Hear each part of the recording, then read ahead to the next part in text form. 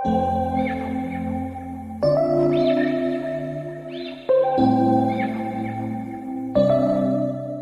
To our channel the learning zone.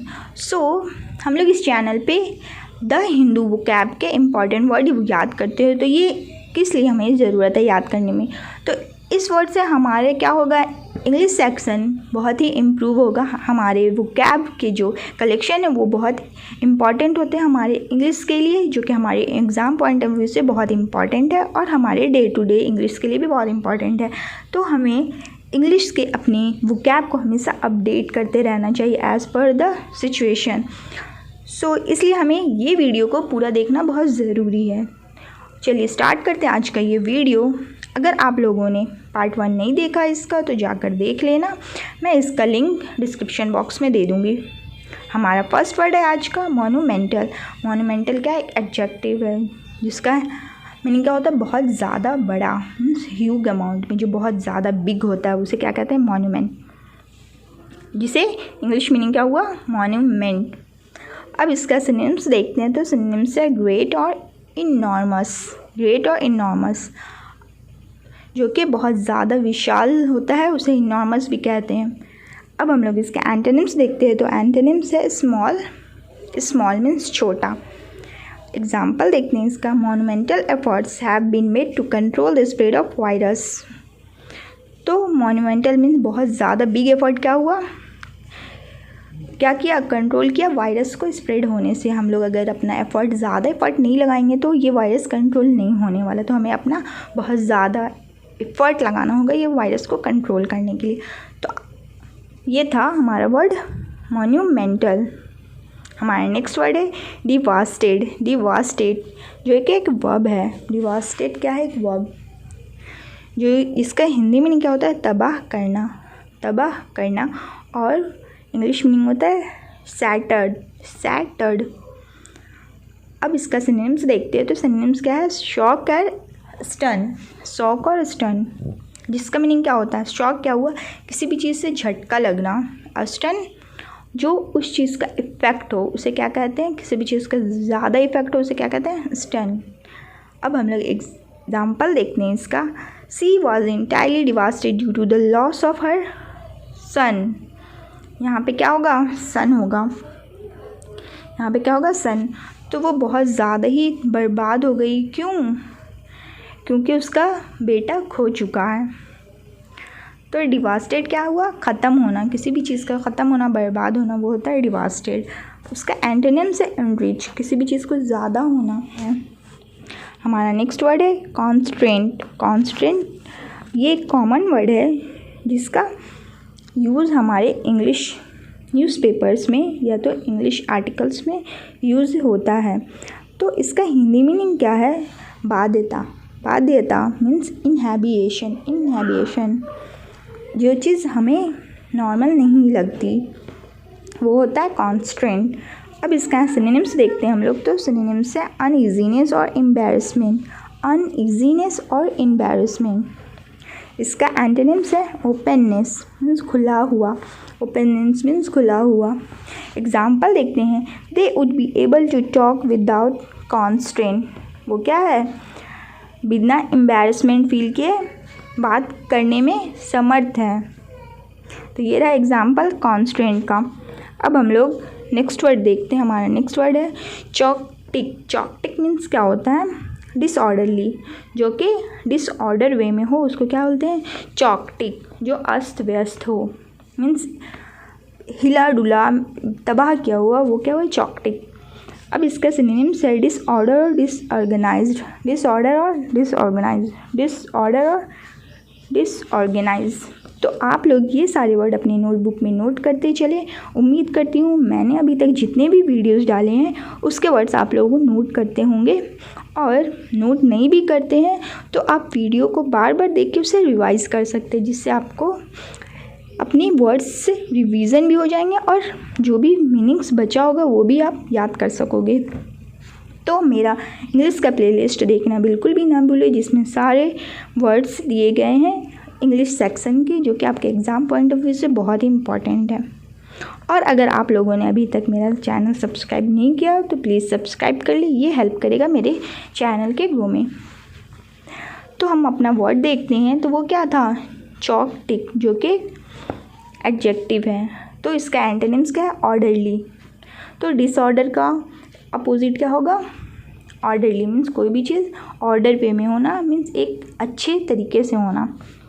अब इसका example देखते हैं। The circumstances in the economics are chaotic. अभी क्या है, कोरोना की वजह से हमारा इकोनॉमिक्स हाल क्या है, चॉकटिक हो चुका, मीन्स अस्त व्यस्त हो चुका है। कोई भी चीज़ इवन नहीं है, अनइवन हो गया, सब डिसऑर्डर हो गया।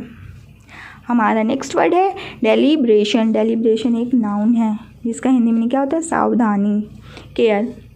कभी भी हम लोग कोई काम करते हैं, मीन्स अपनी स्पीच डिलीवर करते हैं, तो वो कैसे करना चाहिए, डेलिब्रेशन के साथ, मीन्स सावधानी के साथ करना चाहिए। तो हमें अपना स्पीच कैसे करना चाहिए, डिलीवर कैसे करना चाहिए, डेलिब्रेशन के साथ। तो ये था हमारा ट्रिक, डेलिब्रेशन को याद करने का, कि हमें सावधानी से अपनी स्पीच देनी चाहिए, केयरफुल वे में। अब इसका सिनोनिम्स देखते हैं हम लोग। तो सिनोनिम्स है कॉन्शियस और स्लोनेस। कॉन्शियस और स्लोनेस, इसका अपोजिट मीनिंग होगा हैस्ट। हैस्ट मीन्स केयरलेस तरीके से। एग्जाम्पल है हमारा, he replace the glass on the table with a deliberation. उसने क्या किया, सावधानी से ग्लास को टेबल से हटा दिया, रिप्लेस कर दिया। हमारा नेक्स्ट वर्ड है डिस्ट्रैक्शन। डिस्ट्रैक्शन जो कि एक नाउन है। डिस्ट्रैक्शन क्या है, एक नाउन, जिसका हिंदी मीनिंग क्या होता है, व्याकुलता। व्याकुलता, किसी भी चीज़ के लिए हम लोग व्याकुल होते हैं तो उसे क्या कहते हैं, डिस्ट्रैक्शन। उसका इंग्लिश मीनिंग क्या हुआ, फ्रेंजी। फ्रेंजी जो कि एक न्यू वर्ड है, इसे आप लोग याद रखें और इसका मीनिंग आप मुझे कमेंट सेक्शन में ज़रूर दें। अब हमारा सिनोनिम्स है हैस्ट्रेट। हैस्ट्रेट और मैडनेस। इसका एंटोनिम्स देखते हैं हम लोग। तो एंटोनिम्स है काम, किसी भी चीज़ में कामलेस लाना, व्याकुलता नहीं लाना, मीन्स हड़बड़ी में नहीं करना। अब हम लोग एग्जाम्पल देखते हैं। It is her uncharacteristic air the distraction which attract the people. वो इसका क्या है, अनकैरेक्टरिस्टिक कैरेक्टर है, मीन्स उसके कैरेक्टर में नहीं है, उसकी व्याकुलता, फिर भी ये चीज़ उसे लोगों की तरफ अट्रैक्ट करता है। हमारा नेक्स्ट वर्ड है अवेयरफुल, जो कि एक एडजेक्टिव है। अवेयरफुल क्या है, एडजेक्टिव, और उसका हिंदी मीनिंग क्या होता है, भद्दा। मीन्स जो भी चीज़ भद्दा हो, अच्छा ना हो। डिसगस्टिंग, जब हम लोग को कोई चीज़ पसंद नहीं आती तो हम लोग क्या बोलते हैं, डिसगस्टिंग। अब हम लोग इसका सिनोनिम्स देखते हैं। तो सिनोनिम्स है नेस्टी और टेरिबल। नेस्टी मीन्स जो चीज़ हम लोग को घिनौनी लगती है उसे क्या बोलेंगे हम लोग, नेस्टी। और टेरिबल जो बिल्कुल भी नहीं पसंद वो होता है टेरिबल। अब हम लोग इसके एंटोनिम्स देखते हैं। तो एंटोनिम्स है लोनली, लवली। एंटोनिम्स क्या है, जब लवली मीन्स जो चीज़ हम लोग प्यारा हो। एग्जाम्पल है many people looked awareful when the cry. तो बहुत सारी, जब हम लोग रोते हैं खुद को तो देखते नहीं हम लोग कैसे लग रहे हैं, लेकिन वो कैसे हम लोग लगते हैं, भद्दे लगते हैं बिल्कुल। इसलिए हम लोग को बाहर पब्लिक में तो रोना ही नहीं चाहिए, क्योंकि हम लोग बहुत ज़्यादा ही भद्दे दिखते हैं। और अकेले भी नहीं रोना चाहिए, खुद को भद्दे क्यों लगाना। तो हमारा नेक्स्ट वर्ड क्या है, नेक्स्ट वर्ड है सीवियर, जो कि एक एडजेक्टिव है, मीन्स सीवियर। तो हम लोग ये क्या बोलते हैं, उसे सीवियर फीवर आ गया। तो ये है एक ट्रिक सीवियर को याद करने का, कि सीवियर फीवर है मुझे आज, तो हम लोग बोलते हैं ना ऐसा। आप लोग बताओ, आप लोग क्या बोलते हो, अगर आप लोगों को ज़्यादा फीवर आता है मुझे कमेंट सेक्शन में। तो सीवियर क्या होगा, गंभीर, मीन्स एक्यूट, ज़्यादा आ जाना। तो इसका सिनोनिम्स क्या है, सीरियसनेस और ग्रेव। सीरियसनेस और ग्रेव, सीरियसनेस और ग्रेव। सीरियसनेस मीन्स बहुत गंभीर रूप से, और एंटोनिम्स है माइनर। अब हम लोग को कभी चोट लगती है तो हम लोग क्या बोलते हैं, सीवियर पेन हो रहा, मीन्स ज़्यादा पेन हो रहा है एकदम गंभीर रूप से। और जब कम लगती है तो क्या बोलते हैं, माइनर पेन, थोड़ी थोड़ी सी। तो इसी तरह हम लोग वर्ड्स को याद रखते हैं अपने डे टू डे लाइफ में, उससे कोरिलेट करके। अब हम लोग इसका एग्जांपल देखते हैं। We have a severe shortage of technician. Means हम लोग क्या हो रहा है, गंभीर रूप से, सीवियर रूप से किसकी शॉर्टेज है, टेक्नीशियंस की शॉर्टेज है। तो वो क्या है, गंभीर रूप से, मीन्स अभी हम लोगों को गंभीर रूप से टेक्नीशियन की बहुत कमी है। हमारा नेक्स्ट वर्ड है रिलेटिव। रिलेटिव क्या है? एक एडजेक्टिव। रिलेटिव क्या है? एक एडजेक्टिव। इसका हिंदी मीनिंग क्या होता है? उचित। किसी भी चीज़ के उचित करना मीन्स वो सही होना उस चीज़ के लिए उसे क्या बोलते हैं? रिलेटिव। उसके रिलेटिव है मीन्स उसके लिए उचित है। अब हम लोग इसका एंटोनिम्स देखते हैं पहले। तो उचित होता है मीन्स ठीक है, वो ठीक ठाक है उसके लिए ऐसा। लेकिन जब ज़्यादा ठीक हो, जब कोई चीज़ उससे भी ज़्यादा, तो उसे क्या कहेंगे? ग्रेट। या तो उसके अपोजिट मीनिंग ये भी कर सकते हैं, पुअर भी, दोनों ही, क्योंकि रिलेटिव क्या है? उससे मिला जुला, तो या तो वो अच्छा भी हो सकता है या तो बुरा भी। और उसका मीनिंग क्या हुआ? मॉडरेट। और सिनोनिम्स क्या है? रीजनेबल और कंसिडरेबल, जिसे कंसिडर किया जा सके या तो वो रीजनेबल हो, जिससे काम चलाया जा सके। एग्जाम्पल देखते हैं हम लोग। She went down the step into the relative darkness of dining room. वो क्या की? नीचे चली गई मीन्स स्टेप डाउन हो गई सीढ़ियों से। किस लिए? डाइनिंग रूम के लिए। जबकि रिलेटिव डार्कनेस था मीन्स थोड़ी थोड़ी डार्कनेस थी, फिर भी वो नीचे चली गई सीढ़ियों से अपने डाइनिंग रूम में। तो ये था एग्जाम्पल किसका? रिलेटिव का। नेक्स्ट वर्ड है हमारा बाइल। बाइल क्या है? बाइल, इसे कैसे प्रोनाउंसिएट करेंगे? बाइल, BELIE, जो कि एक वर्ब है, जिसे हम लोग इंग्लिश में क्या बोलते हैं? हिंदी में बोलते हैं झूठ लाना, किसी भी चीज़ को झुठलाना।